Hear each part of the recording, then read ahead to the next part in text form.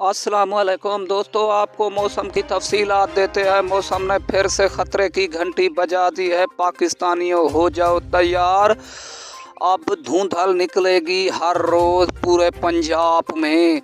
आपको तफसीलात बताते चलें। लाहौर, कराची, पेशावर, इस्लामाबाद और डेरा गाजी खां, गुजरात, साहिवाल, मुल्तान, बहावलपुर और रहीम यार खां में भी धूप निकलने का इम्कान है। ज़्यादा से ज़्यादा धुंधल होगी पाकिस्तान के इन इलाकों में और धूप निकलेगी रहीम यार खां, खानोवाल में, टीजी खां में, राजनपुर में धुंध होगी।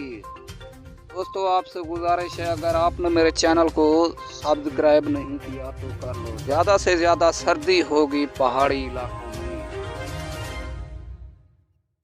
आपसे गुजारिश है, आपने अगर